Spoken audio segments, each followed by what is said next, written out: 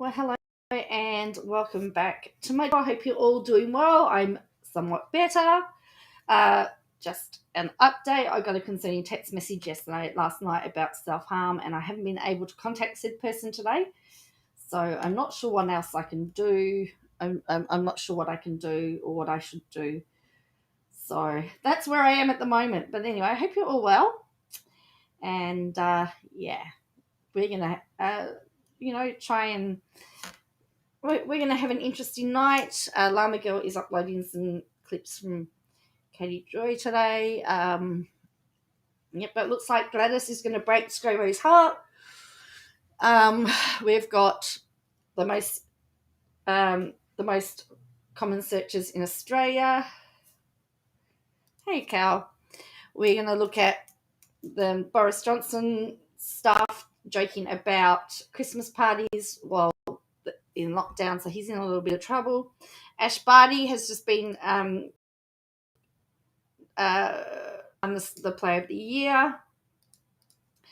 It was okay, Bella, other than the fact that I couldn't contact the person after I got the text message about self-harm.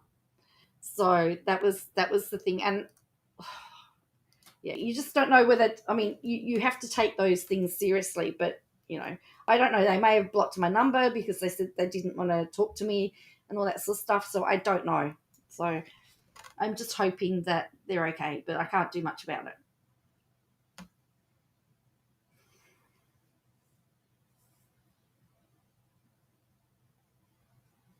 Thank you to Ozbel for my thumbnail. You might remember that from back in the Buzz days when there was the argument over the COVID poo. I thought I'd rehash that thumbnail because it might be relevant to what we're talking about. Some of the stuff we're talking about reminds me of that. So let's start off with Gladys.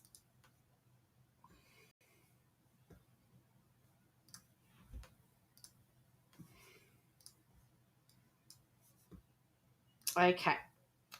So according to the ABC, she's unlikely to make a tilt in federal politics. They've spoken to some of her sources. It's funny how they always say sources. So apparently it's poised to fail.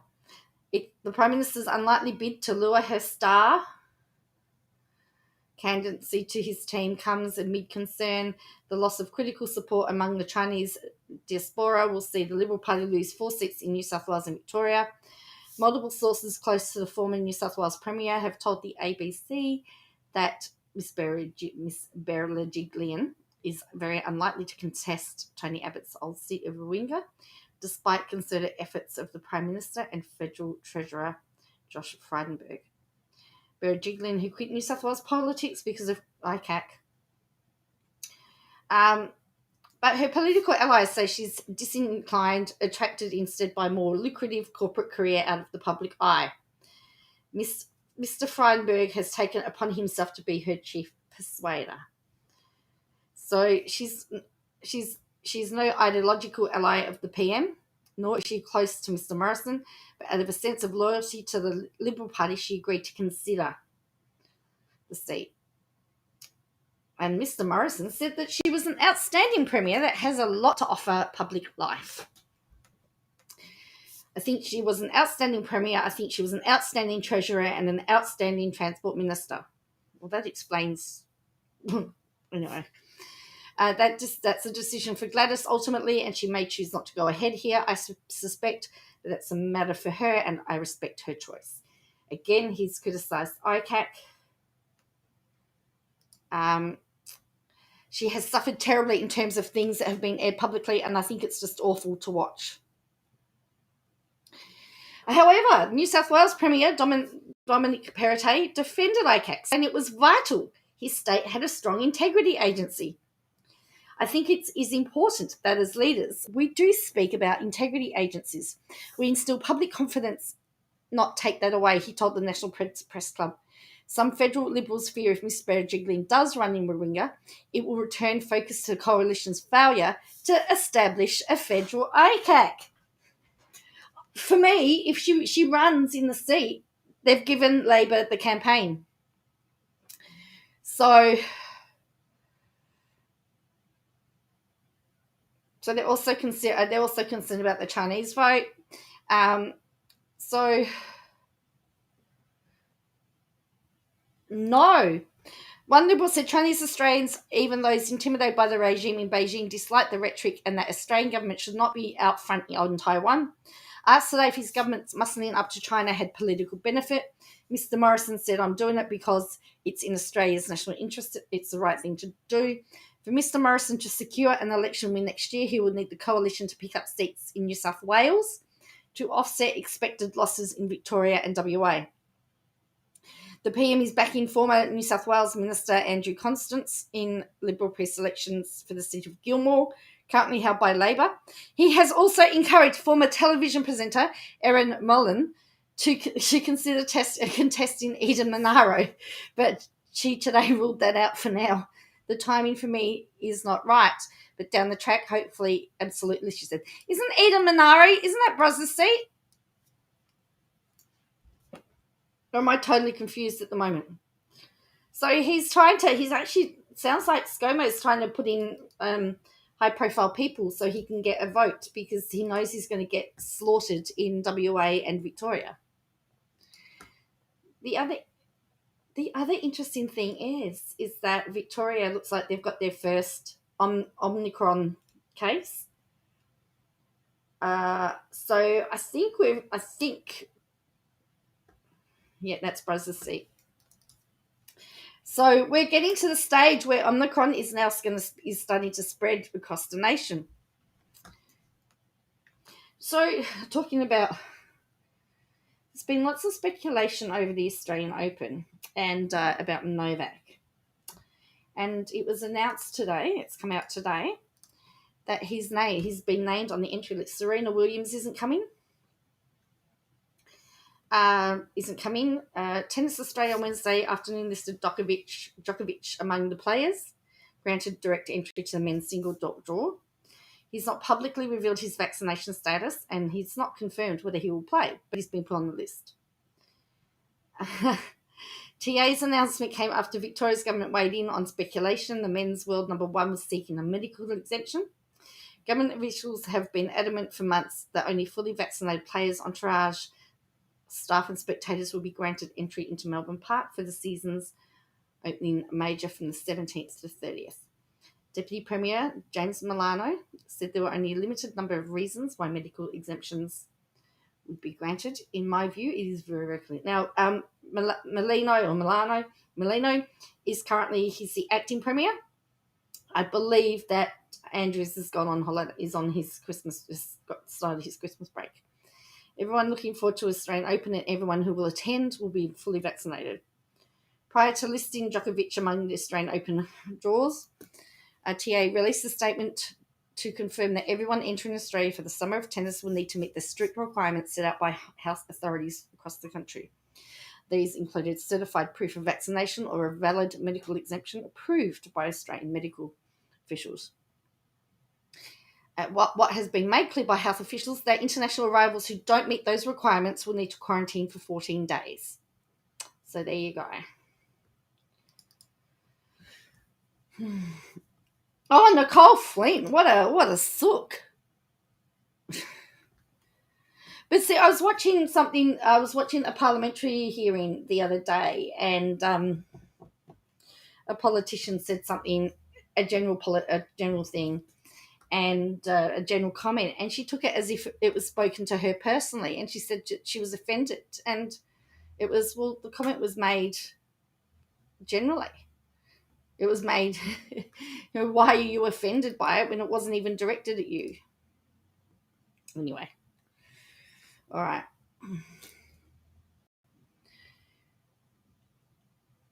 So here's a question for you. What do you do? No, I haven't, but he liked my post. He's been liking my post. He liked one of my tweets, so I got a bit excited. What do you do if you see an echidna crossing the road?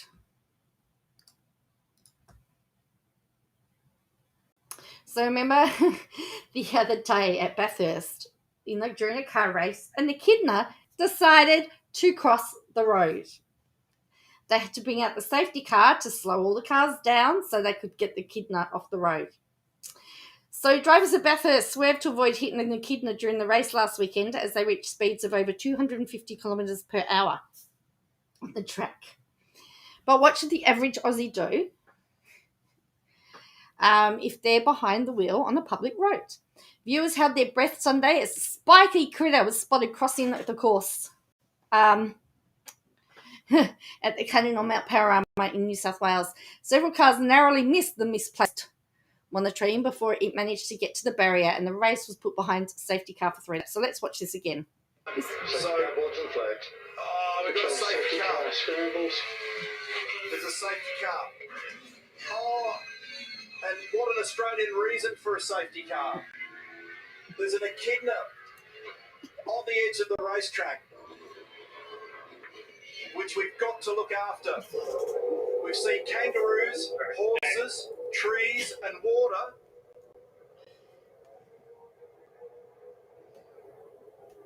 So the safety car's been deployed for the second time for an echidna of all things, and the poor little thing can't find its way out. So we need to get these cars under control.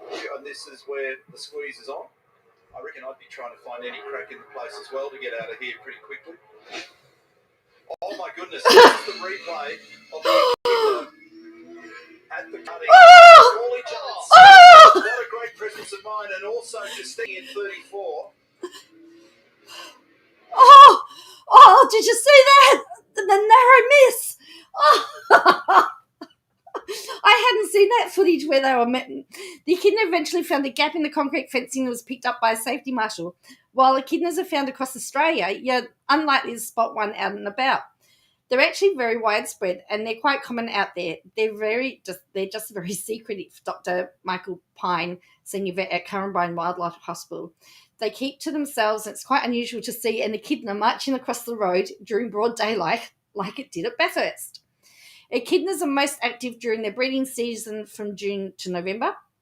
It's when most echidnas are brought into the wildlife hospital. We probably see 90% of our echidnas come into the hospital during that time.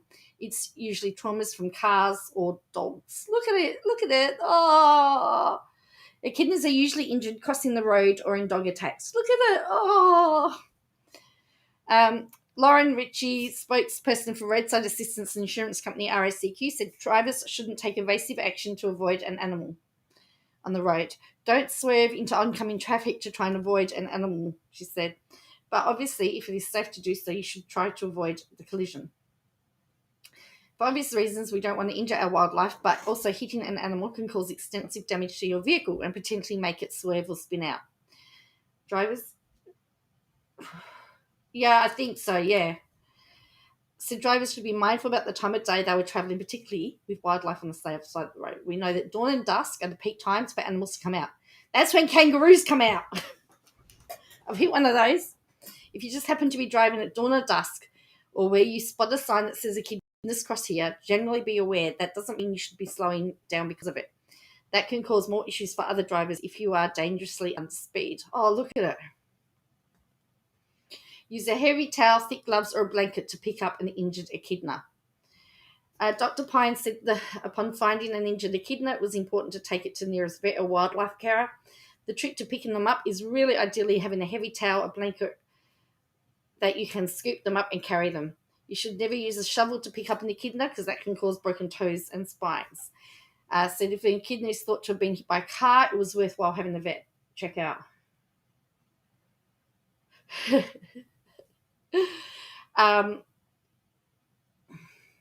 A lot of injuries that we see with echidnas are hit by a car is their beaks get fractures. It may not be. It's worth checking if an injured or dead echidna has a puggle or a baby on it. It's only for the first 7 weeks that they actually have a puggle in the pouch. But it's worth checking. Absolutely, there could be one. Oh, look at that! If you find an injured echidna on the side of the road, check a nearby burrow where the puggle is. said John Grant, spokesperson for Wildlife Rescue Wires. Sometimes people will take them and transport them to somewhere else and let them go thinking they're doing the right thing. Then, of course, the young will starve because their mother can't find its way back to them. Mr. Grant said echidnas could travel long distances and be away from their burrows for days as they foraged for food. People say, oh, we don't want them in our garden digging. But like snakes, they're only ever passing through. And the wonderful thing is their favourite animal is termites. So you're actually getting a free termite inspection whenever you've got a echidna wandering around your place. So there you go. So that footage of the cars. No, I did not know that a baby echidna was called a puggle. There you go. I mean, we've learned something. Hey, we've been educated.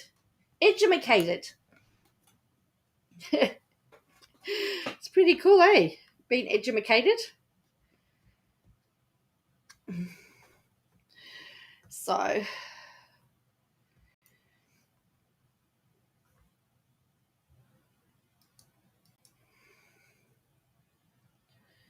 educated. Okay, so Ash Barty has won the WTA Player of the Year award. I mean, she's still currently the world number 1. So she's won it. So she's won the WTA's Player of the Year accolade for the second time. She first won the Player of the Year in 2019, and she's just finished. Finished at number 1 in the year-end rankings for the third season in a row. So that's pretty amazing that we've got an Aussie that's the number 1 female tennis player. And what I like about her is she actually doesn't really take herself too seriously. If she loses, she always congratulates the opposition. She's a really good role model. So other winners at the WTA awards include Emma Raducanu, who was picked as the newcomer of the year after winning the US Open at age 18. Czech's Barbora Shekivara was selected as most improved player and shared the doubles of the year title with Katerina Sinikova. And Carla Navarro earned the comeback player of the year after returning from Hodgkin lymphoma to play on tour and represent Spain Billie Jean King platforms. Hey, I managed to speak those words out. So, yeah, I mean, Ash is a very good example. If very good. She played Big Bash, didn't she? I think she played Big Bash. And it's good to see that somebody really nice. I mean, I'm not saying that the other world number 1 players aren't nice or anything, but it's good to see a really genuine, nice person number 1. Because, like, they usually say nice guys finish last. Well, it's good to see that a nice girl at the top. So, UK Prime Minister Boris Johnson faces accusations of illicit parties during lockdown. So,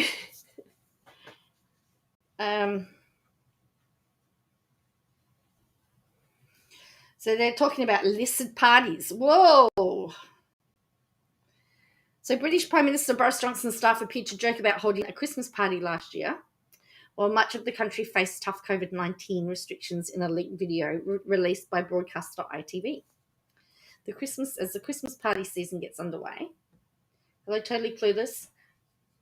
In Britain, Mr. Johnson's government is struggling with mixed messages on COVID while denying reports he broke rules on staff bashes last year. Mr. Johnson has faced questions and criticism since the Mirror newspaper reported last week there were many social gatherings at Johnson's 10 Dowling Street office over the Christmas period. In 2020, the Daily Mirror reported that Mr. Johnson gave a speech at a packed leaving party for a senior aide in November after a national lockdown came into force. Then his team members, without Mr. Johnson present, held an unofficial festive party days before Christmas after indoor mixing was banned in London. Well, don't forget, the health minister at the time broke COVID rules and ended up having an affair. So, last December, Mr. Johnson announced a last-minute U-turn a stay-at-home order for London and southeast England, forcing millions to cancel Christmas plans. This year, there'll be no limits on guest numbers and nothing in the rules to prevent anyone having or gathering anyway, his spokesperson said. In the video from December 22 last year, Mr. Johnson's staff hold a mock press conference and appear to joke about holding a Christmas party. Allegra Stratton, who was Mr. Johnson's press secretary, is now his COP26 climate conference spokeswoman, laughs as she fends off questions about a Downing Street Christmas party on Friday night. She asks, is cheese and wine all right? When one staffer suggests it's an alternative to the word party. Before she adds, this fictional party was a business meeting and it was not socially distanced. Leader of the opposition Labour Party, Keir Starmer, said the video was an insult to those who followed the lockdown rules when it meant being separated from their families over Christmas. They have a right to expect the government was doing the same. To lie and to laugh about those lies is shameful. The Prime Minister now needs to come clean and apologise. Speaking before ITV released the video, Mr. Johnson said he was satisfied that no COVID lockdown restrictions had been broken. The guidelines were followed at all times, Mr. Johnson told broadcasters on Tuesday. I have satisfied myself that the guidelines were followed at all time. In response to the new Omicron variant, the UK has banned flights from South Africa and other regional countries, reintroduced compulsory mask wearing in some settings, and ramped up its booster rollout. However, despite scientists who advised the government on virus curves suggesting people might consider changing some of their festive social plans, the ministers appear split on the issue. Mr. Johnson has insisted events including traditional office parties can go ahead. So last week, the government did not want to make people feel that they need to start cancelling things.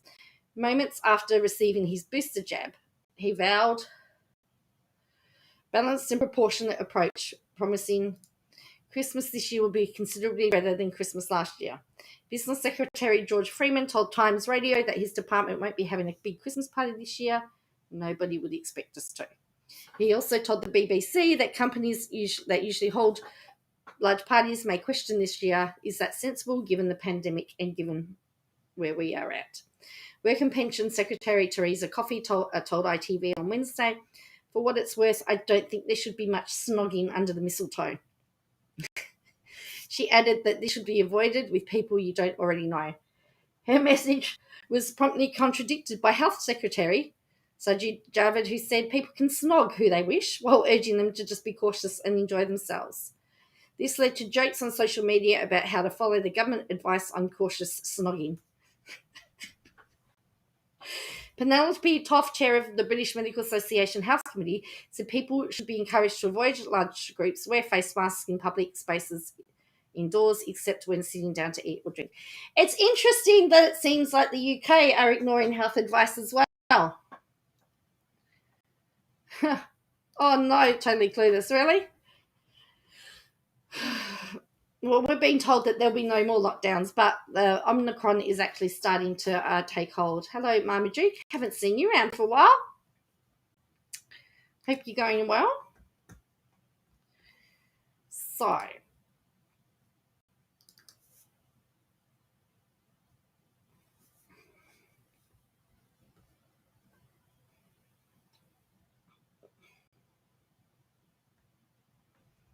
cool. Llama Girl is adding some clips for us at the moment. So we're going to have some... You know what? We might look at some of these clips now. Oh, you have been watching sometimes the next day. Okay, cool. All right. We might look at some of these clips now because she did 2 live streams today. I tell you, I don't know. I haven't seen them. I've heard about them. I usually hear about everything. But anyway, oh no, we'll go and then because I want to end up with the Google searches, because the Google searches are actually quite interesting to see what people search, and I might ask everybody to tell me, I'll ask you for what you think the most. So they've done them in categories. Yeah.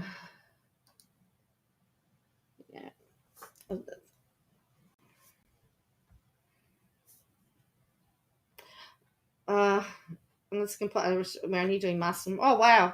Well, see, at the moment, we have to do masks on public transport and shops. I have to wear, well, I actually work in a shed and it's classed as outdoors, but if I worked on another location, I would have to wear a mask. So there are still some workplaces that have to wear masks. Oh, really? Wow. That's pretty scary, isn't it?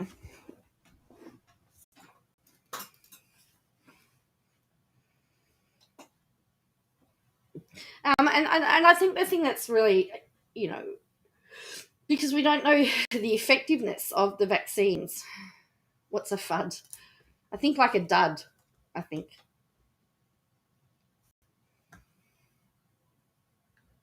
Yeah, 2 live streams today. And apparently she admitted in the second live stream, I don't know where the Llama Girls got it, but she admitted that once Josh goes to prison, she'll have no content.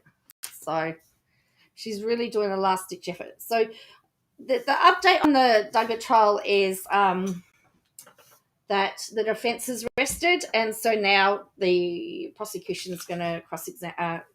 Now they're going to start closing arguments. I also heard this is a step in the right direction, essentially dumbing itself down. Well, that would be good if it did. Yeah. All right.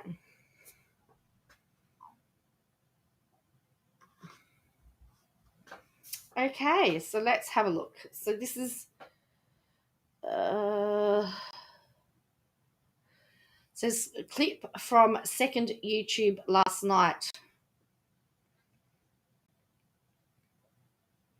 Good. I mean, that's good that it's going to work. That's what we want it to do. Welcome back to my channel. He was seen walking in, cracking jokes with the clerk. Welcome back to my channel. Look at the eyes. Look at the eyes. Welcome back to my channel. He was seen walking in, cracking jokes with the clerk. Just acting like nothing was happening.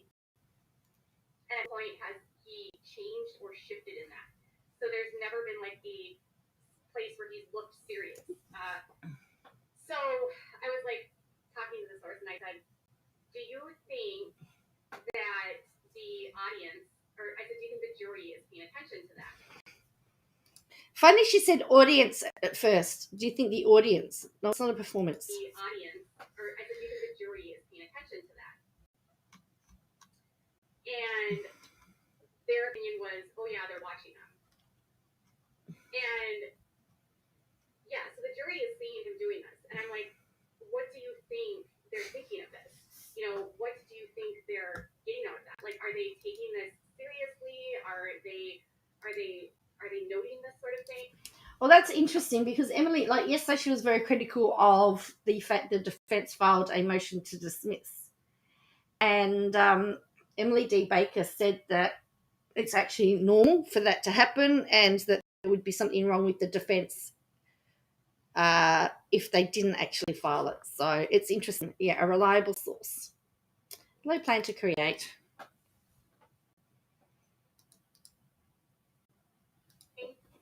And the person I talked to, of course, yeah, they're definitely paying attention to the fact that he's constantly getting up, they're always smiling. He has a mask on, so you can't see his face, right? So how do they know that he's smiling?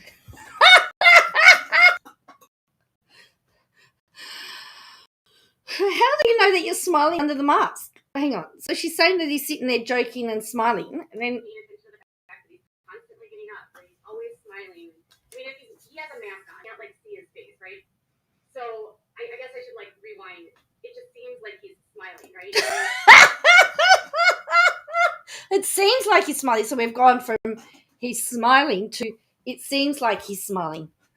See, I needed a good laugh. You can kind of tell with your eyes. Oh, you can tell with your eyes whether you're smiling.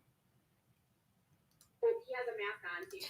But didn't she dismiss body? Didn't she dismiss some people that looked at body actions? yesterday. Oh,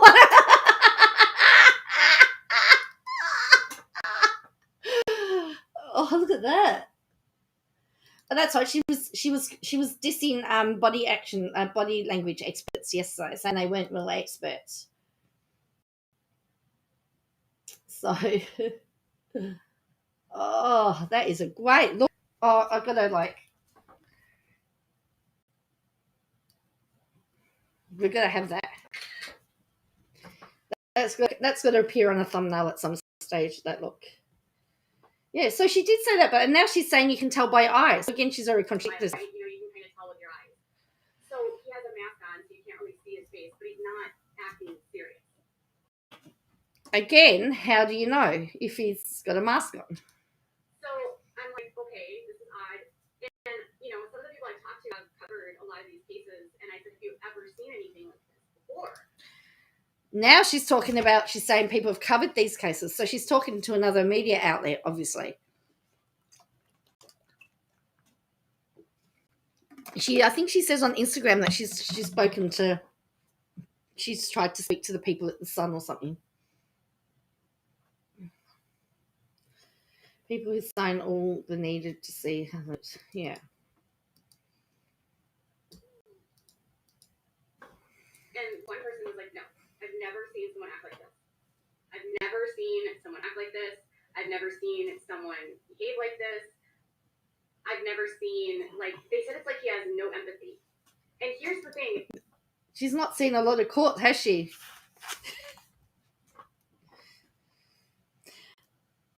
Do you know before watching the Brazil and everything online, everybody was joking around. Even before they got started, the lawyers were all joking around and interaction. And as soon as the judge comes in, they change and it goes into serious. They're allowed to do that. It's like they're talking about really serious things in between these sidebars, and they're going over really serious discussions, and he's just acting like nothing's going on. So I'm like, okay, this is really bizarre. And I was like, do you think he has any idea that... Do you think he's got any idea, sir? And I was like, do you think he has any idea... Smile. That this is going to he's gonna get out of this or something, or and it's like they don't think that he thinks that he's not taking what is on him seriously. So I think he thinks he's gonna walk away from this with nothing happening. Okay. KJ loves to slag off women, Michelle again. KJ's so happy. She thinks it's weird how JB is acting. KJ touched the right cheek so many times. So let's have a look at this one. Which, by the way, I was told was the weirdest ending ever. So his dad shows up, and Jim Bob apparently just saunters into the room. He's 20 minutes late. He is moving around. He first sits with Austin, and then he goes up and sits by Anna, and he also sits by someone else. But he's again also not taking this very seriously. Does she realize that she's doing hearsay? She's taking this from people. So, sorry, Princess Jax. I know it's painful, but she's actually saying people have told me it's actually hearsay, which is not technically, kills your brain cells. Yeah. Well, we'll get some intelligent stuff going again later. Final day, which abruptly ended, which, by the way, I was told was the weirdest ending ever. So his dad showed up, and Jim Bob apparently just saunters into the room. He's 20 minutes late. He is moving around. He first sits with Austin, and then he goes up and sits by Anna, and he also sits by someone else. But he's again also not taking this very seriously. And how do you know that? How does she know that? According to who?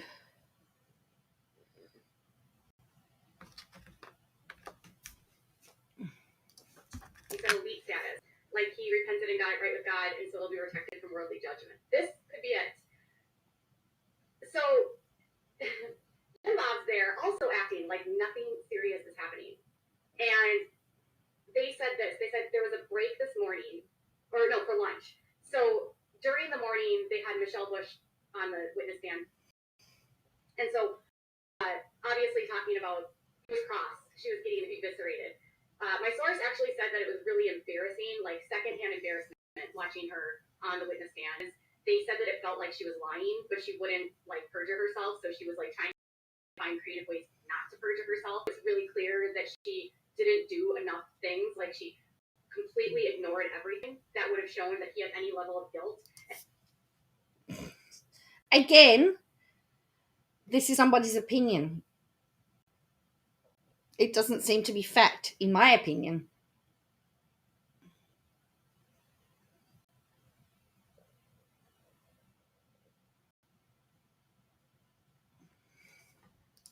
And instead focused on things that had nothing to do with anything. And then all of the time and energy was focused on a bunch of stuff that made had no relevance, made no difference. There was apparently a lot of time spent on her background and her lack of experience and her admitting that she had only ever been, this was her first trial ever, which I was like, oh my God. Okay.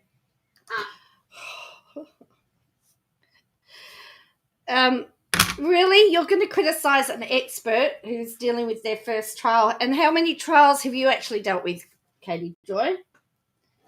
How many times have you been an expert witness? And people have to start somewhere.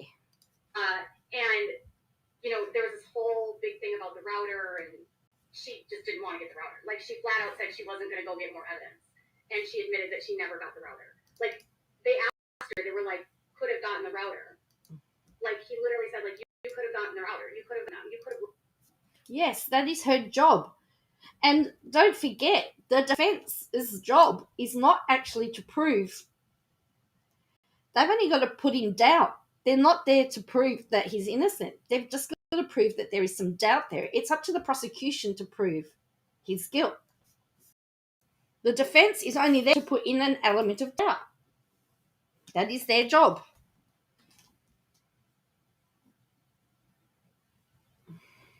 Looked at that. Why is she touching her cheek? Didn't you do that? And she said, well, I wasn't going to go look out for more evidence. Like, I wasn't going to go out of my way to find more evidence. And she didn't want to listen to his phone calls. She didn't even listen to his recorded interviews. She didn't even know the names of files. This was the part that my source said was crazy. So she apparently sat in the... So her source. So again, she's getting all from her source. Captured by accident. It happened to be where it paused as I was making the clips. She has a real issue with people smiling. And this is my point. We all react differently under circumstances. And she also made a video and pointed out Gabby's best friend smiling at her memorial. I suppose it's hard for KJ. She doesn't understand human behavior at all. There was this whole argument all day about this code, about how, you know, Josh couldn't have downloaded these browsers from the App Store. And because, you know, someone used a command code, and he's not smart enough to use a command code. And I said, well, who's using the command codes? Like, what is the obsession with the command codes? And they flat out said that Justin Gelfand has been alluding the whole time that hackers are infiltrating Josh Duggar's computer and planting evidence on his computer. Like, they're out to get Josh. And that Josh is just can't believe it was found on his computer. And I'm like, this is not serious. And they're like, no, they're really going with that. And then in the middle of all of that, they're throwing around names. Like, they'll talk about William Meisel or Randall Berry or this person or that person, but then they never actually explain, like, could they have been the ones that did this? So she's essentially retelling something that someone's told her. So, again, how accurate is it? We might have to check to see what the Sun had to say. Because they weren't there. So, in the middle of all of this, I have to remind you that today, for some reason, all of the siblings show up. Like, every single, well, not all of them. So Janet shows up, Laura shows up, James, Jason, Someone that looked like Jill, but it wasn't Jill. And Hannah Reber, David Keller. Well, somebody that looked like Jill that isn't Jill isn't a sibling. And you can't say all the siblings turned up if Jill didn't turn up. Well, that's right. Whatever she's doing, well, would that be her defense if they're for defamation? Because she'd throw a source under the bus. Laura shows up. James, Jason, someone that looked like Jill, but it wasn't Jill.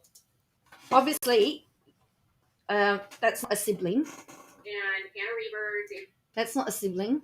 David Keller, Maria Reber was there. Derek Dillard was there. Austin was there. I don't think Joy was there today. Well, then all the siblings didn't turn up. And in between all of that, I was told that, like, they were all just socializing and acting like nothing was going on. Like, the source said that, like, the way that they were acting, it was just like another family event. Like, they were just there. They just had to be there. Like, nothing serious was going on. Maybe they hadn't seen each other. Yeah, maybe. Short order. That's a good point. Oh, of course, Tracy, she did win her last case through me. She did win her last case. That's right. I forgot about that. She did. It just reminds me of Christian Porter settling with the ABC and then coming out and said that he won as well. I mean, he believes that he won his case. Yeah, Christian Porter still believes he won his case, but it would be like Buzz coming out and saying that he won his case. The videos are still up. Just like chit-chatting, like acting like they're smiling. They're just acting so normal. So normal. What is normal? I thought they were fundies. I thought they weren't normal. Jessa was also seen joking around yesterday, but Jessa didn't stay very long. I was told that she only stayed for a few minutes. She was out of there very, very, very fast. But what's the point of going if you're going to stay there for a few minutes? She'd have to have been there longer. I said, like, have you ever seen this before? No, I've never seen a family act like it's just them hanging out with friends. And I was like, well, how do you think, like, overall this is being perceived? I've noticed that she has really short arms and legs. Here she's poking her thumbs through the jumper. She ruins the shape of the cuff. KJ 5-year-olds do when they have anxiety or have done something wrong. So she's still going on about this Michelle woman. Okay. Llama Girl is a legend. Hello, Rufus. So Josh is sitting there acting like, you know, that they set me up. Everyone set me up, but there's no evidence of it, you guys. There's zero evidence. Like, they can't find any evidence that this happened. There's no logs that show this. They don't want to look at the router, even though they have the router. She's not given the router to look at. She refused. Oh, another thing was she refused to even acknowledge that the photographs that were found on Josh's phone were taken from Josh's phone. So she literally had timestamps, geolocations, like explained to her, and she refused to acknowledge that the photographs came from Josh's phone. She refused to acknowledge that there was any photographs, like anyone could have taken them. They could have been from anywhere. She never saw these. She never looked at these. She saw some of them, but she didn't pay attention to timestamps. So they are apparently looking at the photographs because, you know, William Clayman's trying to tell her, like, well, who is there? Who is there when all of this is happening? Someone had to be there. Like, he got her to admit that someone would have had to plug in the thumb drive, and she finally conceded that someone would have physically had to press the thumb drive. Yeah, but the thumb drive could have been put in at any time, to be honest. How do you know that the thumb drive was put in at that time? For example, I have my thumb drives in my computer all the time, for example. Like, physically showed her how the computer turned on and how the Windows was the default, and he physically showed her that she would have had to turn off the computer and reboot to start the Linux partition. And then even when the Linux partition was on, the person that's sitting at the computer would see that the screen changed. And it was like she wouldn't even acknowledge that. Like, she didn't want to acknowledge that even if this was happening remotely, that Josh was there. Even though he's there. Like, they have text messages of him saying that he's there, the photographs that he is there, and she just won't even say that he's there. And so they bring up a photo, right, of a photo of, like, so the way that it was explained to me. Okay. The way it was explained to her. How does KJ know what Josh was thinking when he allegedly took a selfie? KJ couldn't prove that him in the hat, nor that was him watching YouTube. In the UK, that would be circumstantial evidence. It would be in Australia. You can't prove it was him. Let's have a look. Is that it was a photograph, like Josh was looking at a YouTube video on his screen. So he took his camera and he like took a photograph of what was on the screen. So he's like, okay, I'm gonna take a picture of that. Well, not realizing was sort of visible and you could see a red hat. Okay? So you can see a red hat in the reflection. And then so they got up the picture, I guess, and they asked her about this hat, and they're like, well, do you see this picture? Well, I think I see someone wearing a red hat. Well, who do you think that is? I don't know. Could be anyone. And they're like, well, this came from Josh's phone. Well, I don't know that. Literally, I don't know that it came from Josh's phone. Okay, not literally. And I'm getting messages from people that are like also there telling me that I'm like paraphrasing things incorrectly. Like, I just want to be clear. When I'm sharing a source's point of view, this is their point of view. If you are bored and your point of view is different, you're entitled to have a different point of view. What I'm being told is what these sources are seeing. Other people might have a perspective, but she apparently brings up the picture. Well, if you were a real reporter, you would actually have several sources and work out what was fact and what wasn't. If hackers can turn the camera without light going on, they'd be able to transfer a file without the monitor waking up. Huh.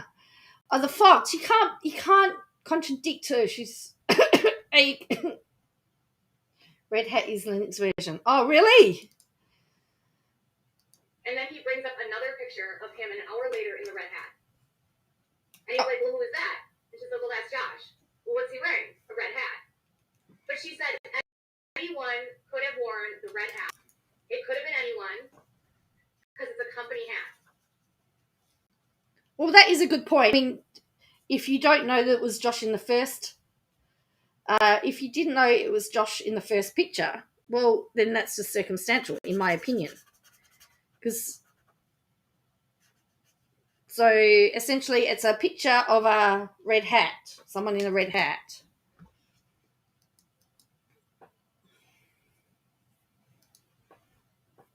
Look at her smile. What? She's not a real reporter. Look at the smirk. It's like, will you even admit that it's a person? Now, I was told that it's hard to tell who it is. But the fact... There you go. It's hard to tell who it is. Well, then, there's your answer. You know that it was him. If you cannot be 100% that it was him, it's only a circumstantial point. It's circumstantial. I was told that it's hard to tell who it is. But the fact that there's a picture of the hat and it's from his phone and it's a selfie, it doesn't take a lot of deductive reasoning to figure out that it's him. Of course. But you can't tell it was him. And why would you take a selfie if you weren't going to identify yourself? Just saying. And then he's in the same hat when he's with Anna at Lowe's. Oh, well, he's guilty then, lock away, put him away and chuck away the key because, has to be him. Hopefully the jury's more intelligent than her. And again, she's laughing. She's smiling. Also, she's totally spends all this time ignoring that when all of these downloads are happening, she's talking about how this could have been accessed remotely, right? Totally ignoring the fact that Josh was there. Like, wasn't Josh there? Wasn't Josh in the room? Okay. So,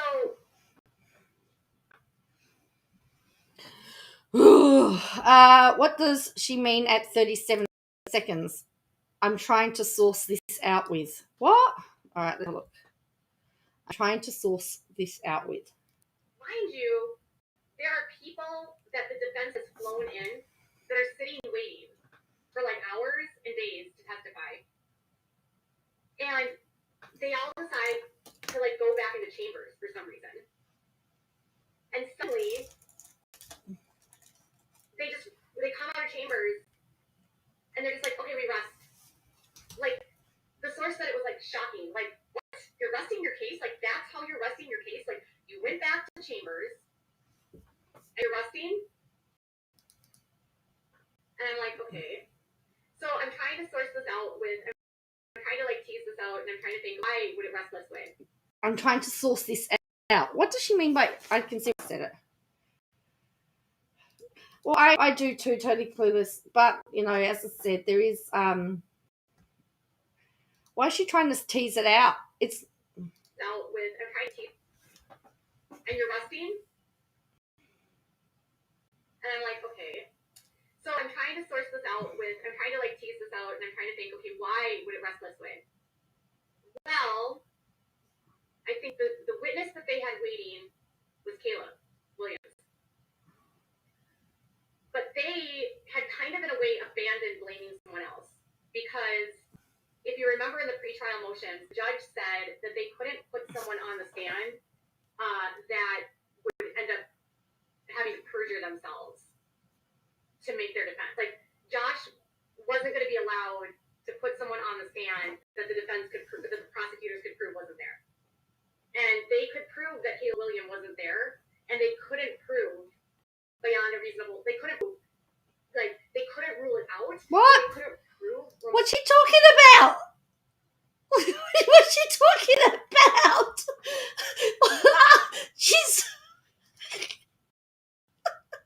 They couldn't prove. I couldn't prove. Motions. The judge said that they couldn't put someone on the stand that would end up having to perjure themselves to make their defense. Like, Josh wasn't going to be allowed to put someone on the stand that the defense could prove, that the prosecutors could prove wasn't there. And they could prove that Caleb Williams wasn't there, and they couldn't prove beyond a reasonable, they couldn't prove, like, they couldn't rule it out, but they... What on earth is she talking about?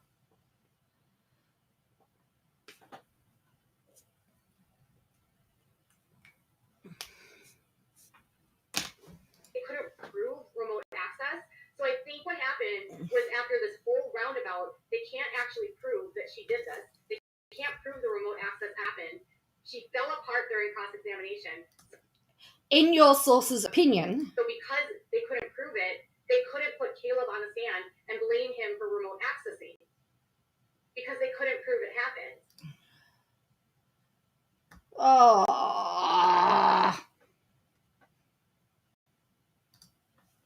And then Caleb's not going to say that he did that. He's not going to lie because he didn't do that, right? How do you know? So it just abruptly ends. Well, they had no evidence, yes. They had no evidence, they have to rest, correct. But it abruptly ends this way. They can't put on anyone that might perjure themselves. And then suddenly, they put on James Petrell. They go back over all the things that they've gone over 2 days before. The way the source described it. Mind you, there are people, mind you. So there we go. So that's all Llama Girls put up at the moment. I'll refresh it in a minute and see whether there's any more. So what are your thoughts on this so far? I'm actually, so both sides have rested, apparently, 6 hours ago. Both sides have rested.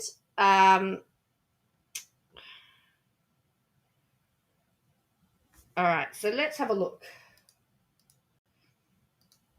So this is from People magazine. Now, I mean, this is about as trash as, well, in my opinion. So defense they've got to decide which one to. Either Josh Duggar is innocent or is guilty. Either way, over 3 days in May 2019, used the desktop computer at his car lot in Arkansas to. Over 3 days in May 2019, used the desktop computer at his car lot in Arkansas to download and view succession of images and videos of children, some younger than 10, essayed, or he was the target of a zealous federal agent zeroing in on his last name and any sign that pointed them elsewhere. Either the 33-year-old devised an elaborate system on a work computer to view illegal material using a favorite password, or he was unwillingly a victim of a hack. Either he's tech savvy or he is a homeschool rube.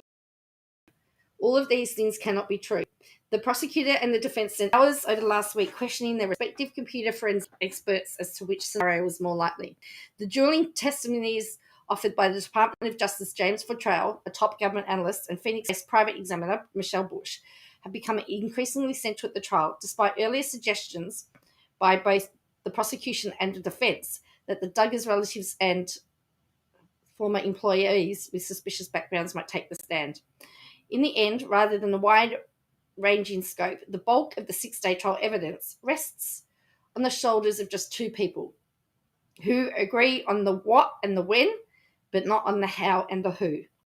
The gulf between their versions of reality has grown so wide that an attorney for the government noted in his cross-examination Tuesday a defense witness had not even made mention in prior testimony of a key and undisputed piece of evidence pointing to Duggar, even as she poked holes in the prosecution. The debates, illustrated with contradictory screenshots and other analysis, could be exacerbating for the lawyers and their witnesses. Let's be accurate in what we say, Duggar's attorney, Justice Gelfand, chided Fortrell late Tuesday after Fortrell resumed the stand to rebut the defence case and came armed with a new stack of screenshots from a simulation he ran to undercut them. Prodded by Geldof about certain what-ifs regarding the work's desktop activity 2 years ago, Fortrell says, "I don't see how a forensic scientist could use a time machine to go back to May 2019. Now both sides have rested, with the closing arguments expected Wednesday morning. It will soon be up to the jury to weigh up who's more persuasive." The prosecution cited a litany of time and place and other circumstantial evidence as to criminal activity. Now that's interesting that they've used circumstantial evidence. So there's a lot of circumstantial evidence. Records showing Duggar was the only employee at his wholesale motors over the relevant period in May 2019. Text messages and photos with metadata placing him at or near the lot at the same period. A years-old conversation about setting up a separate operating system on the computer to avoid detection. A penchant for anonymous Tor browser and file sharing programs, both being found on the Linux. And all that was locked behind a password on the Linux system on the work desktop matched a Duggar password. All used for years for his personal accounts, which contained his birthday. All of this, they said, was buttressed by his history as a boy and a teenager of what he did with it to his sisters. The defence, presenting its case on Monday and Tuesday, stressed all that they did not know. Who could have accessed the work desktop through a vulnerable universal plug-and-play setting on the router? And what's more, what to make of the highly unusual decision to technically stream the videos downloaded on the computer.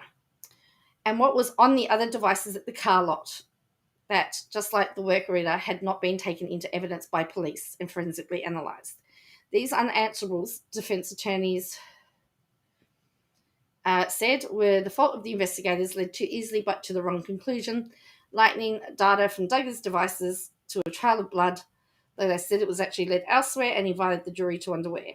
Against this backdrop, the trial's final witnesses testified on Tuesday before the defence rested. No one disagrees about the device used or what it was on. From May 14 to 16, 2019. Hello, Peter. The desktop computing office of Josh's wholesale motors downloaded and looked at a large collection of CP, as well as more than a half a dozen videos. Bush, the defence's expert witness, was called to the stand to stress she could not conclusively show. After lengthy testimony on Monday under defence questioning, where she explored how it was possible, even probable, that Josh's work computer was remotely accessed or hacked, the prosecution cross-examined her on Tuesday.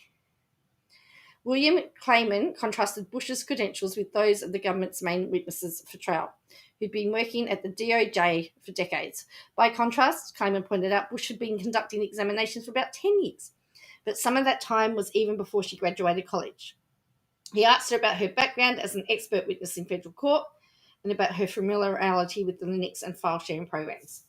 He brought up, as the defence soon would as well, when Fottrell took the stand a second time, that Bush's expert testimony was shaped in part by what she'd heard Fottrell say earlier in the trial.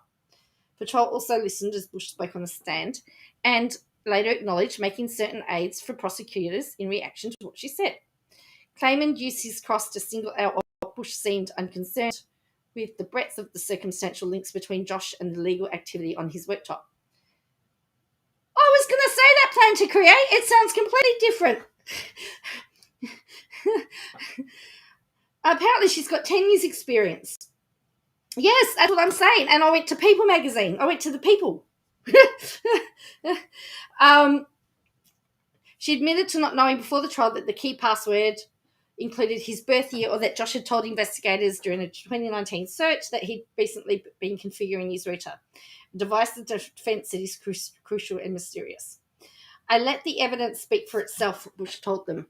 Her focus was the forensics. Clayman said there was wide agreement on key activity, such as the use of particular anonymous browser that hides someone's internet activity and the use of a particular program to download the SA material.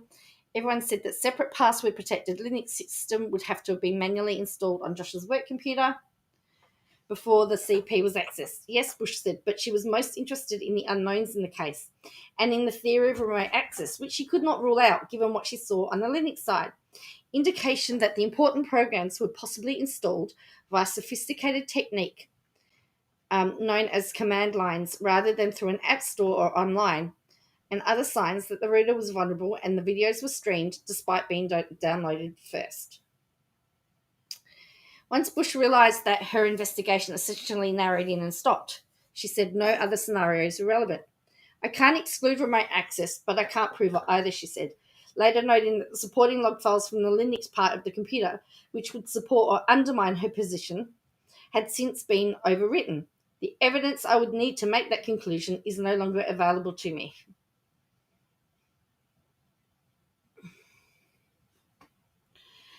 As to how the remote accessing would work, Clayman said, wouldn't it be strange if the office desktop had been switched over to Linux system by someone outside the car lot, given the SA material was viewed during business hours?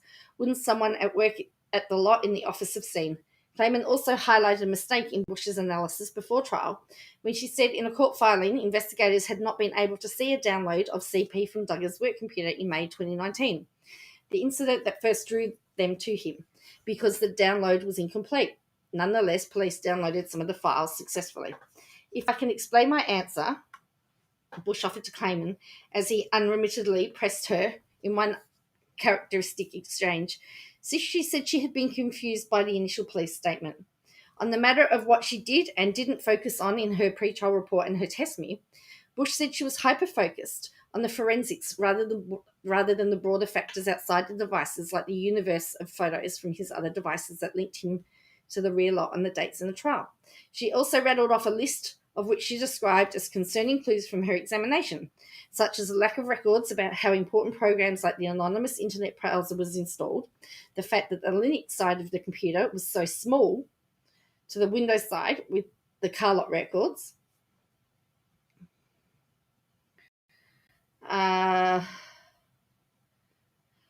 possibly, but then Clayman asked her if she had definitive proof as to the theories she found so probable. You just don't know, he said. Correct, she said. About the Carlot's reader that had been spotlighted since last week by the defence, if Bush had said it had provided answers about a possible hacker accessing the network via universal plug-and-play, did she ask the defence to tell Josh to provide it? I'm not going to try and find additional evidence.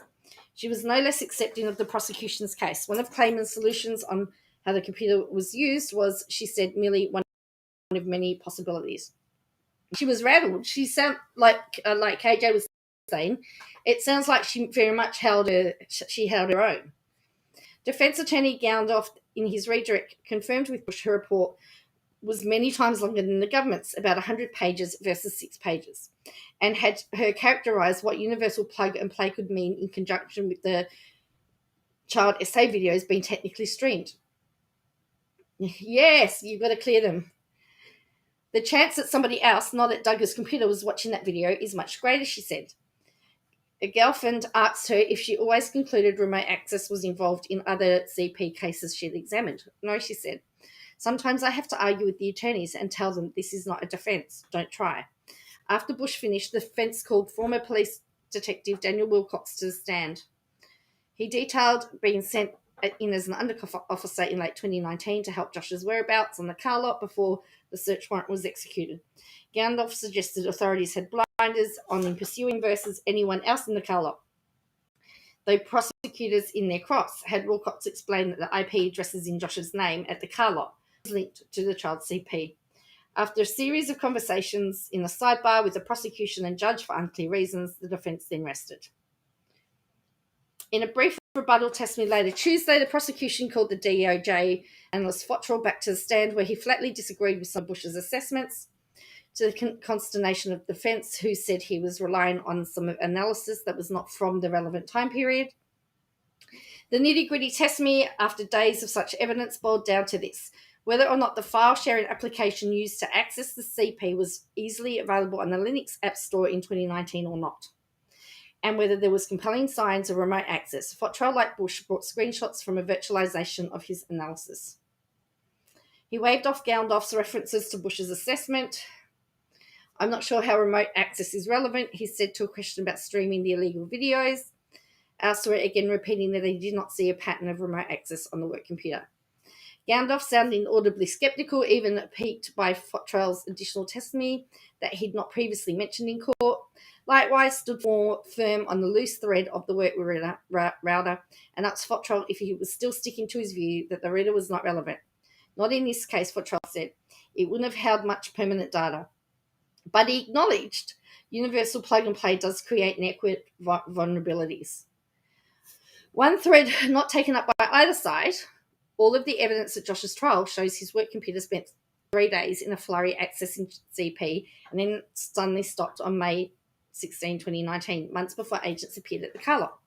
One part of the defence's case was forbidden by Judge Timothy Brooks, who said Bush could not bring up criticisms of the prosecution's use of the text and photo metadata from Douglas' phone because she had not done any analysis on it herself and just had an opinion it might be unreliable.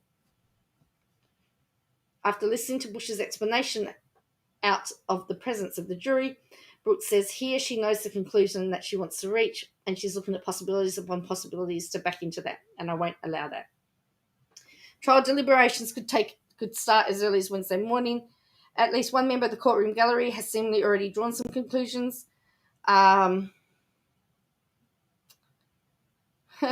Derek Dillard, Josh's brother-in-law and husband to Josh's sister Jill, told people outside the courtroom he felt there was only unreasonable doubt about whether Josh was guilty, but not reasonable doubt.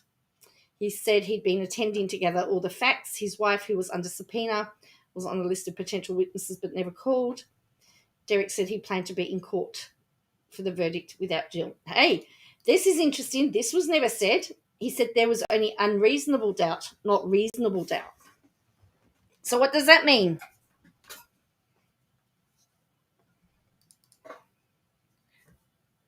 So if Derek's saying there's unreasonable doubt, not reasonable doubt, is he saying that he's probably guilty?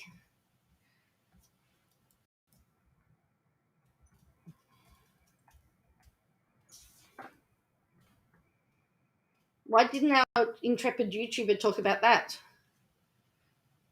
She didn't talk about the fact that Derek had actually come up to a conclusion.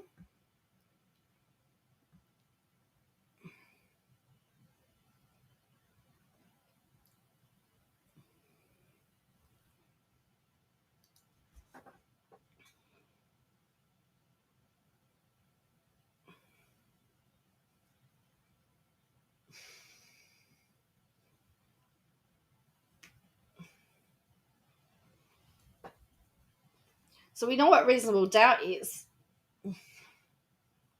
Without a fact finder, a reasonable doubt exists when a fact finder cannot say with moral certainty that the person is guilty of particular facts.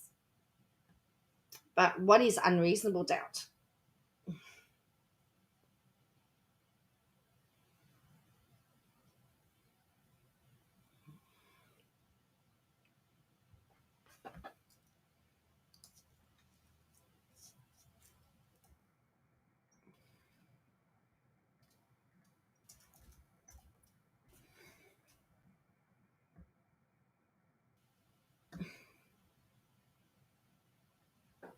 So what do you reckon? Unreasonable doubt.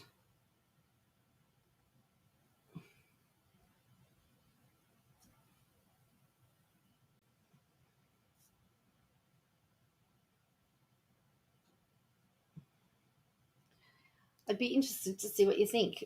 So he said that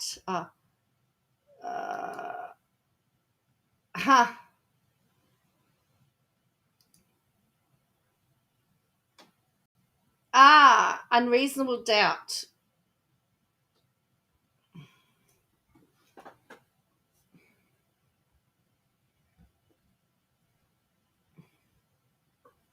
Just found, I think I'm just looking it up now.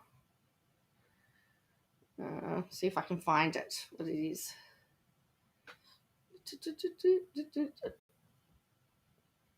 No, I know, I'm just doing that as well.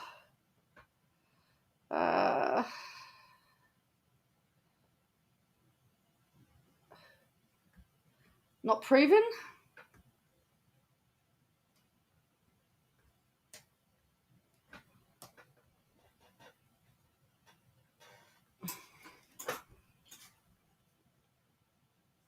And it would be interesting because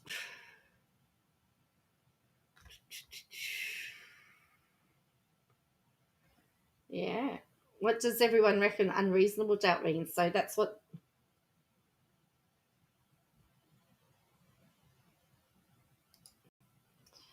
Yeah, well, we know, for example, yeah.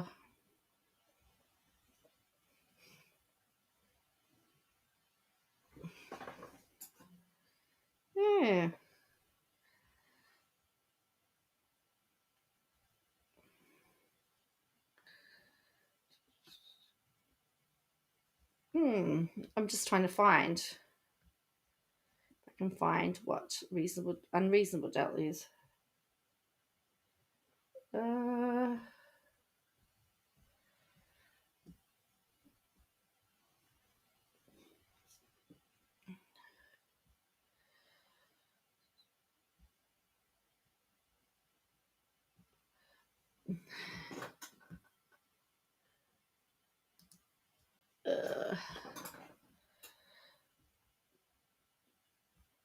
There's a tenant-in-law of reasonable person, what a rational person would think of a particular situation. Yeah,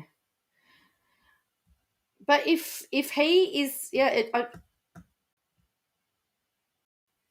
as a reasonable man, okay, interesting. But yeah, I'm very interested to see what that he said unreasonable doubt. As I said, our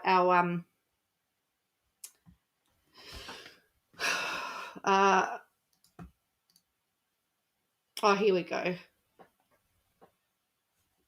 He found a legal dictionary. That's what I'm thinking. So reasonable doubt. Here we go.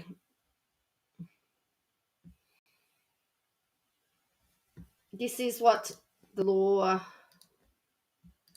says. Beyond reasonable doubt, the standard must be met by the prosecution's evidence in a criminal prosecution that no other logical explanation can be derived from facts except that the defendant committed the crime, therefore overcoming the presumption that a person is innocent until proven guilty. If the jurors and judges have no doubt as to the defendant's guilt, or if their only doubts are unreasonable doubts, then the prosecution has proven the defendant's guilt beyond all reasonable doubt and the defendant should be pronounced guilty. Or if their doubts are only unreasonable. The term connotates,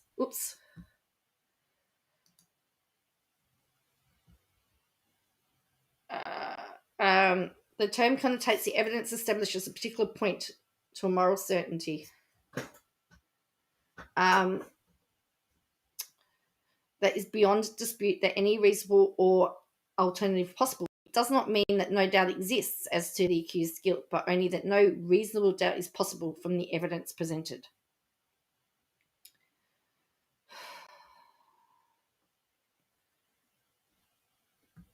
Beyond reasonable doubt is the highest standard of proof that must be met in any trial.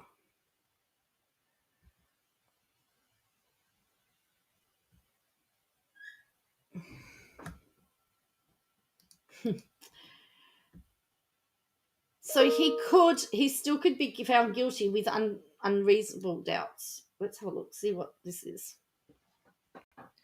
Not governed or based on reason, exceeding limits, lacking reason or judgment, not reasonable or rational. Yeah. So anyway, I just think it's very interesting that he's saying that it's unreasonable doubt. So, let's see whether Llama Girl's got any more here. And then, oh yeah, there's another one here. Oh, wait on. Yes. Oh, wait on. Maybe we did do this one. By the same people, with Justin implying that this was all planted, and James Petrell being like, oh no, here we go. Over all the things that they've gone over 2 days before. The way the source described it was like 3 days of listening to the same testimony by the same people, with Justin implying that this was all planted, and James Petrell being like very methodical. He like literally showed them how to download the app, and then Justin said that there's just no way. There was no way that this was in the App Store. That's not what I just read. Unreasonable doubt sounds weird, doesn't it, Cal? Yeah. And every time he did that, apparently it made him feel like he did something really good. Like, oh, I got you. I got you on that one, y'all. So, finally, they go back and forth with redirect. He comes back on to basically share, no, the router is irrelevant. No, this didn't happen remotely. There's no evidence of remote. Someone had to have been there. Josh Duggar was there. So finally, at the very end, Dustin Roberts basically just says, who was in the room or near the computer every single time and every single day that this content was downloaded?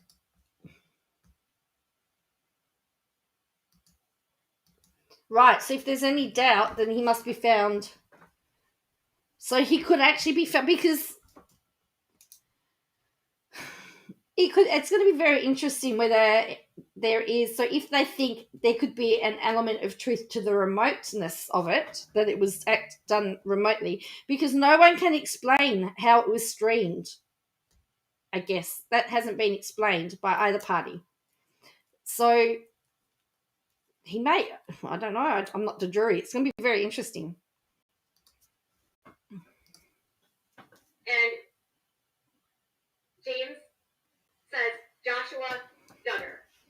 And then Dustin's like, prosecution rests.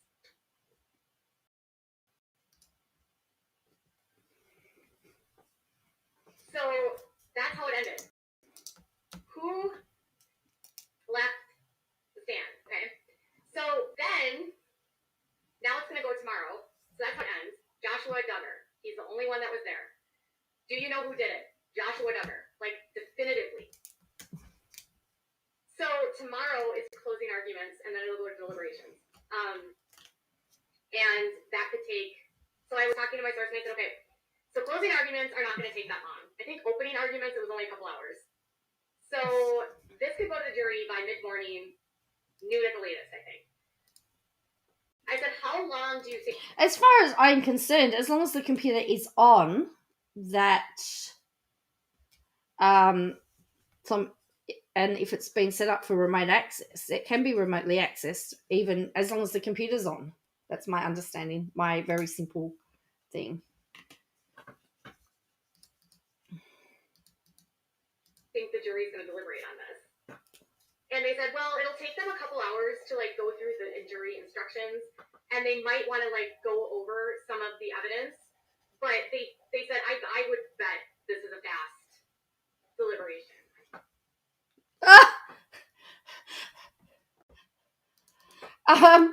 So apparently it's going to be a fast deliberation.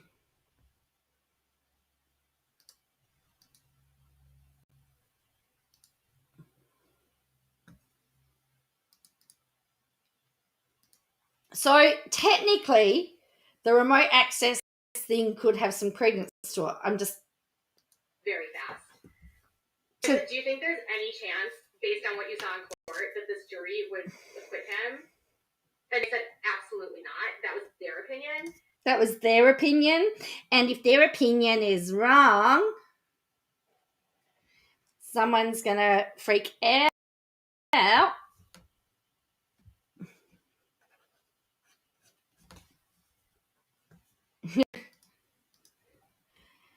So what I'm saying is the remote access could generally be put an element of doubt in. Look, I hope he's found guilty, but from what I've read, that from what's been reported, remember the defense only has to put an element of doubt in there. They said it was the biggest dumpster fire of a child I've ever been to. So, like, Trump is what? I know, I wish we could see the really live. So Jim Bob, during the lunch recess, was like holding the door for everyone, like smiling and acting like nothing was going on. Josh is not right with God, no way. Well, yeah, this could be true. So, okay. So, the person explained. You can tell she's making it up. She says, or is she just making, or is she trawling through the tabloids?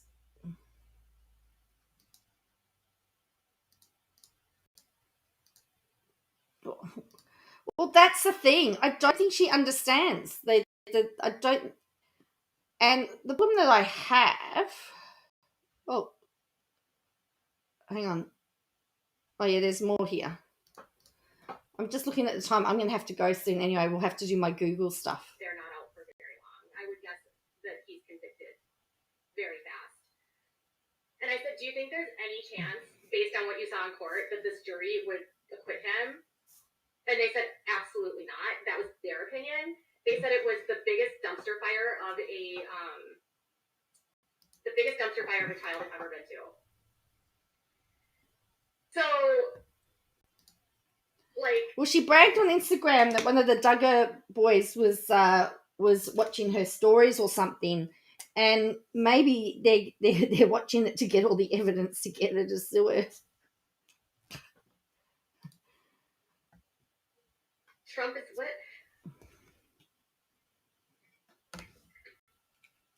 I know, I wish we could see the really live. So Jim Bob, during the lunch recess, was like holding the door for everyone and like smiling and acting like nothing was going on. Josh is not right with God, no way. Well, yeah, this could be true. So, okay. So, the way that this person explained it is that these are pretty straightforward. What he's facing is straightforward. Was the content downloaded onto his computer and did he possess it? Like, that's all they had to prove. They found it on his computer. Hang on. The jury hasn't been given their instructions yet, have they? So we don't know what the judge is asking of the jury. We don't know what they've got to actually find. Is that correct? She's making it sound like the jury's been given their instructions and that's what they've got to prove. The jury haven't been given their instructions. Was the content downloaded onto his computer and did he possess it? Like, that's all they had to prove. They found it on his computer, so they knew that he was in possession of it. What they were fighting for 2 days was the downloading part. So if they could try to prove that somebody else downloading it, then he wasn't going to get that charge. But there's really no way that they can get around the fact that this was on his computer. So I was like, do you just think like the defense was like, well, we're just going to like go for like, we're going to try to get an appeal for ineffective counsel or ineffective defense or something like that? And they're like, yeah, maybe. I mean, they're probably already planning their appeal. Do the feds give psychedelics to criminals after conviction? The thing is also he's entitled to appeal if they think that there has been a mistake in law.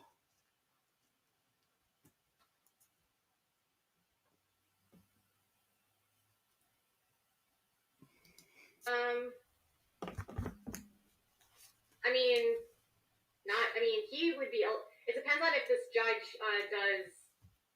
It depends on what the ruling is with the judge. The judge can do a lot of different things. He can put them in a treatment program. But if it's not specifically like mental health, I don't know. There's different programs for people like Josh, though. Oh, dear me. So, anyways. It's so funny, isn't it? I think they probably meet with, I don't know, they have to go into cavity searches and that kind of stuff, and they have medical stuff that they do. But anyways, the other thing that we discussed was that Josh is out on bond, right? And every time that he's there, his probation person is in the courtroom with him. And so if he's convicted, they were talking about how Josh might not get remanded. And I said, well, why don't you think he'll get remanded? Well, they said, I've seen people with the same case like Josh just go home until sentencing. And I was like, interesting. Okay. So it's like 50-50. He might not go into custody. They don't know because he hasn't gotten in trouble while he's been out. He's been following the rules. Nothing has really changed in that respect. So, anyways, but the person was like, well, I just cannot understand how they're going to react if he just walks out of there. And they have his passport. He has an ankle monitor. He hasn't been a flight risk this whole time. He's high profile. I don't know. It'll be up to the judge. And I said that to them. I'm like, well, what about his high profile? And what about the fact that, like, they've got all these money and means and, I don't know. It'll be up to the judge. And I don't want to say either way what's going to happen. This is not state. It's different with the feds. Like, a lot of times what happens with the feds is it's standard for them to let you go home until sentencing. You can picture Renegade Shelley as everyone leaves the big house today for trial going, now be sweet, be joyful, basically putting that guilty. Maybe, yes.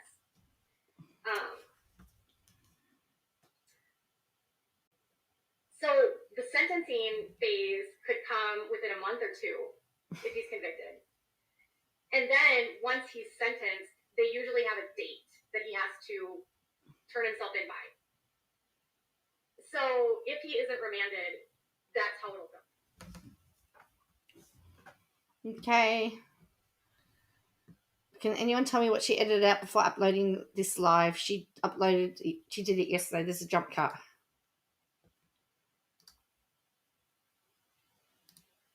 Lady Page has been a member for 25 months. Thank you for your lovely support for 25 months. 25 months, you guys. I was probably with blonde hair and looking all kinds of crazy back then. Verdicts by the end of the day. Verdicts. Lady Page has been a member for All right. 25 months. Thank you for your lovely support for 25 months. Okay, this one now. Appreciate it. Okay, Nina. I don't think people were very convinced by her. At this point, Jibbog calling you dangerous is a high. And what was this? This is really not that common, so let's appreciate it. Okay, Nina. I don't think people were very convinced by her. So the person sends $20 and she Oh, okay. Oh, she edited that there was a lawyer on her chat telling her she was wrong. Oh, she wouldn't have liked that, would she? A lawyer telling her that she's wrong. At this point, Jim Bob calling you dangerous is the highest possible compliment you can receive. Hey, he has called me dangerous. I don't know. Someone sent me this.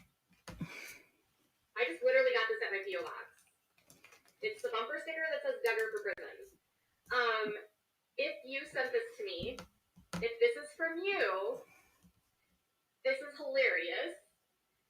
I don't know where this came from, but someone sent this to me. Her name was Amanda. So thank you, Amanda.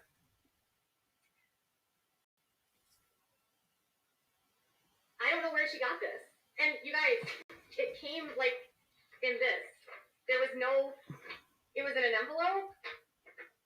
There was just this. There was no note, nothing.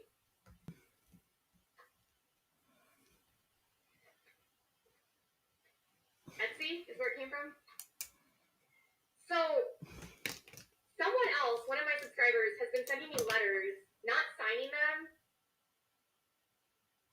So if you send me a letter and you don't sign it, I don't know how to thank you. And I've been getting letters from this one person, and it's kind of weird because like they keep saying all these really nice things to me, but I don't know who you are, so I can't say thank you. So if you're watching, thank you for these letters where you tell me that I'm so great and you love my channel.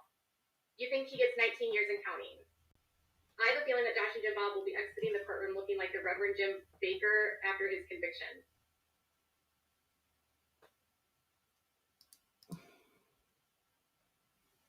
Yeah, don't watch any of her recorded stuff then, Cal, because it jump cuts all over the place. I can't watch her recorded stuff. Would you vote for this?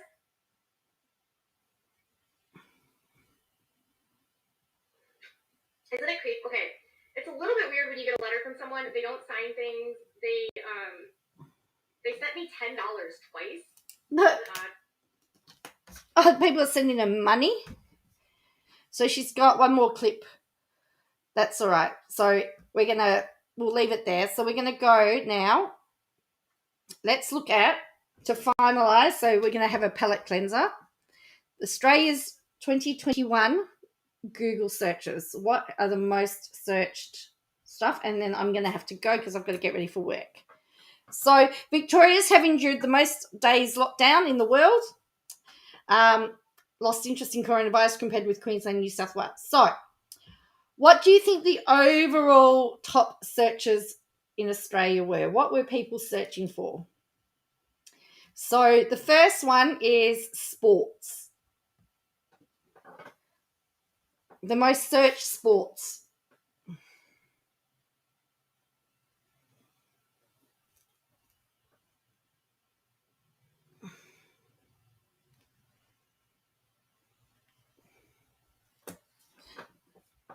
So we've got overall top Google searches were NBA, AFL, Australia versus India, NRL Euro 2021, Wimbledon, Olympic medality, COVID New South Wales, coin spot, Prince Philip.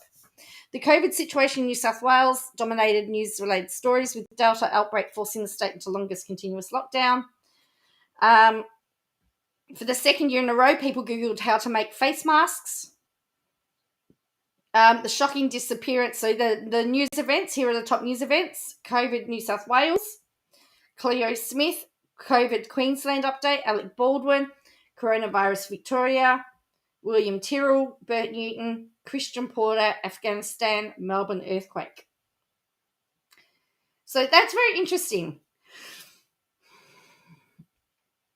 So the former Federal Attorney General, Christian Porter's name dominated Google search trends in the days leading up to the press conference, where he outed himself as the unnamed minister in the report about the alleged historical R, where he vehemently denied the allegations. So Porter was the fourth most searched person overall, behind Cleo Smith, Ash Barty, and William Tyrrell. The new Premier, Dominic Perrottet, came in number 6. Bringing up the rear of news searches was the moment that Melbourne literally shook. 5.9 magnitude earthquake that hit Victoria in September. I still remember that. I was sitting here and I thought I was going to fall off my chair.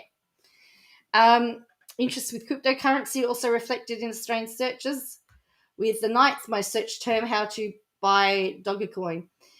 Top how to get a vaccination certificate, how to tie a tie, how to deliver Uber Eats, how to buy, I don't know how to pronounce it, how to watch Olympics Australia, how to book COVID vaccine, how to watch Euro 2021 in Australia, how to link Medicare to MyGov, that was a pain, how to book Pfizer, $1 million vax, how to enter. Prince Philip was the most searched among those who died in 2021, followed by US woman Gabby Petito and Australian entertainer Bert Newton. Thanks to Jaden Smith and Britney Spears, people were searching for the meaning of the word emancipated more than any other word in 2021, followed by insurrection after the events of the US Capitol on the 6th of January. Then it was gaslighting, NAIDOC, and NFT.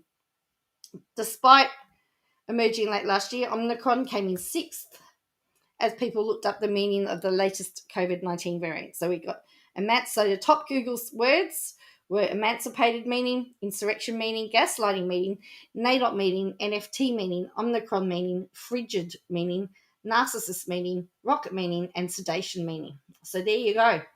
That's what Australians got up to this year. And so on that note, I'm going to love you all and leave you all.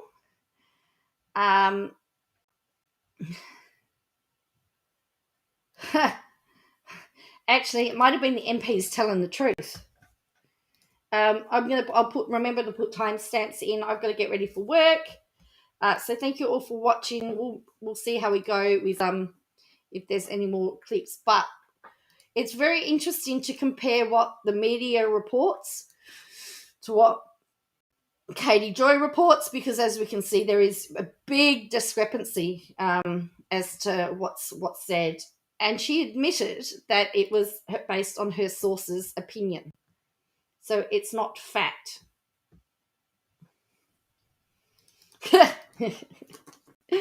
Anyway, as I said, I want to just thank you all for watching, and I will catch you again probably tomorrow night. Everything's a day-by-day thing. I'll catch you again. So bye for now.